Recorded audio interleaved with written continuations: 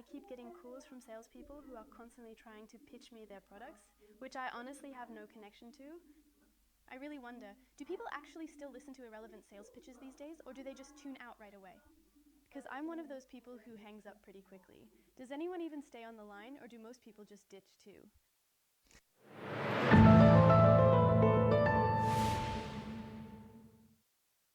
Well, when it comes to cold calling, sure, it actually works.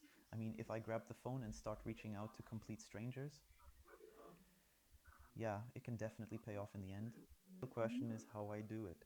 If I just call people out of the blue and say, hey, I'm Robert and I want to sell you product X, it probably.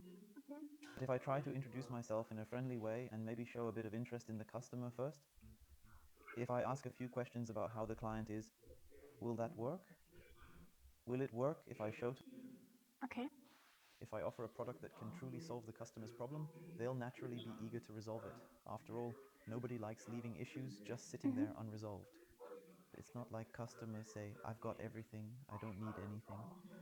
We shop daily, as a woman, when shopping, you always find Yeah. something. And most feel the same. So it's not that we're already completely saturated. Of course, we definitely still want to keep improving ourselves over and over. We've got problems we want to solve. And we've got desires we want to see brought to life depending on the specific kind of product we're aiming to bring to market. And if I go ahead and cold call people, it's like I first have to get in using some little tricks, kind of sneaking in the door where I say, okay, there's that classic line, yeah, hello, this is Robert, is Paul there?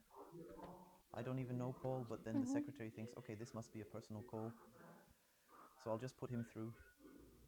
Then it actually worked. Maybe I just managed to slip right past that so called phone firewall.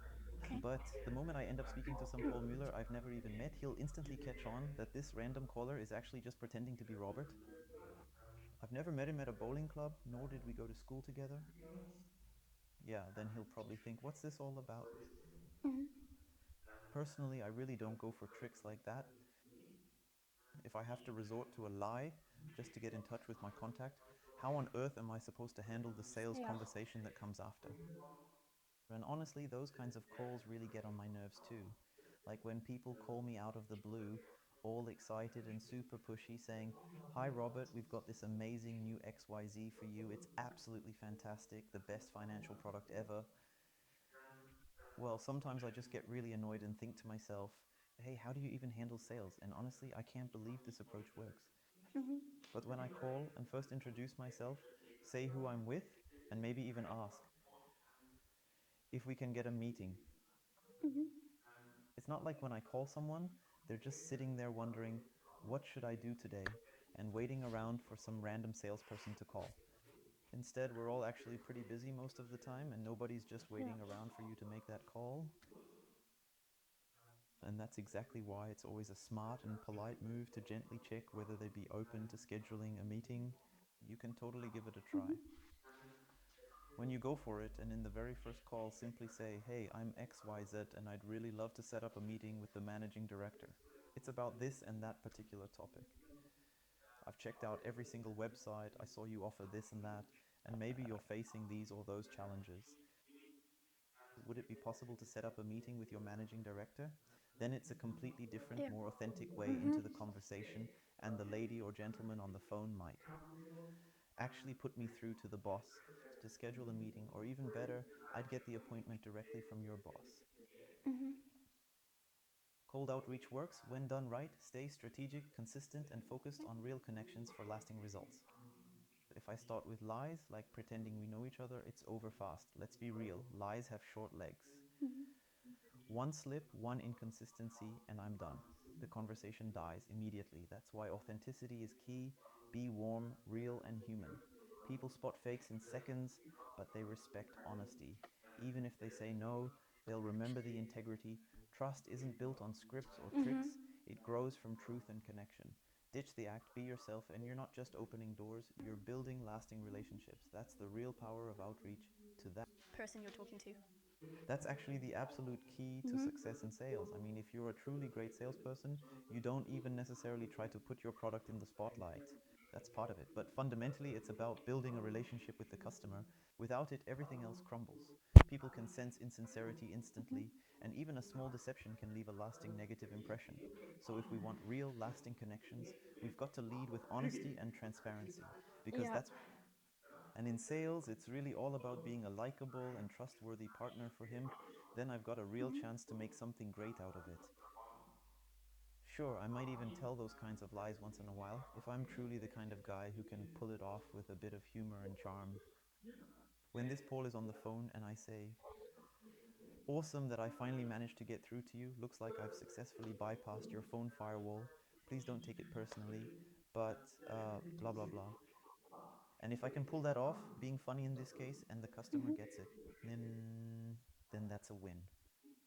But from experience, it's still usually the case that people are just busy at the moment. They don't avoid phone calls because they've got absolutely nothing to do all day. Yeah. Actually, people just install a firewall because they actually have other things to do, yeah. And, well, I'm convinced that a friendly approach simply gets you further.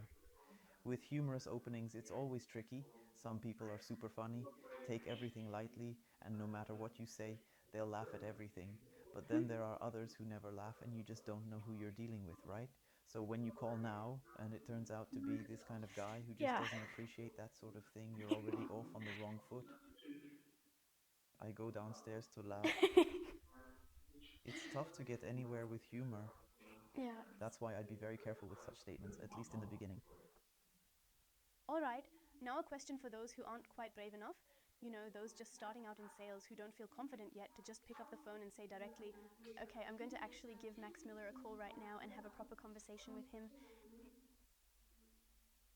Do you have a few tips and tricks, like how to motivate yourself to just get started instead of sitting there with your phone in hand thinking, "Okay, what do I even say now?"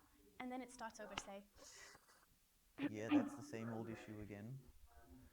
When I first started out, getting people at my company set up for sales, or to be precise, they were already employees I had on board. And then all of a sudden, Robert waltzes in and gets this bright idea: why don't we give a call to all the prospects who've signed up for our trial version? Yeah, so it kicked off right away at the beginning. I remember this one woman I had back then, she said, "Okay, I'll give it a go. I need to get properly ready." So she went ahead and grabbed herself a little drink. And then firmly insisted everyone else has to leave the room because I'm about to call my first client. That's how it is at first. If you're new to sales, those initial calls can be scary. You really don't Yeah. feel like picking up the phone. But once you've done it for a while, it gets easier and easier. Seriously, in this case, the first step is definitely the hardest. But once I've reached out to 3, 4, 5 customers and see that honestly there's really nothing so bad about talking to people, it'll start getting much easier for me. I'll also share a few more practical tips throughout this session on how to really keep yourself motivated and confidently move forward even when you're feeling anxious, or if you're naturally a shy person, just like I once was. How you can motivate yourself to pick up the phone and make calls, even in cold outreach. There are definitely some techniques, and like I said, at the end of the day, you just gotta do it. No one's gonna rip your head off. Worst case, it goes south, so what? You hear no? Big deal, you'll live, learn, move on. No sweat. Call goes south, they snap, leave me alone, and hang up. No big deal. Shake it off, stay sharp, keep moving. You've got this. Then you gotta tell yourself, alright, the call's over, and everything's back to how it was before. You didn't break a single thing, not even a bit. It's not like the customer would have bought anyway. You called him and ruined the deal. The truth is, he wouldn't have bought regardless, simply because he didn't know you at all, not even a little bit. So basically, you just need to take the leap and start at some point. Once you do, things will really get going, and you'll keep getting better and better, that's for sure. No master ever fell from the sky, and sure, your first calls won't be these super slick sales pitches, but you've got to start anyway. Mr. James, winning new customers made incredibly easy.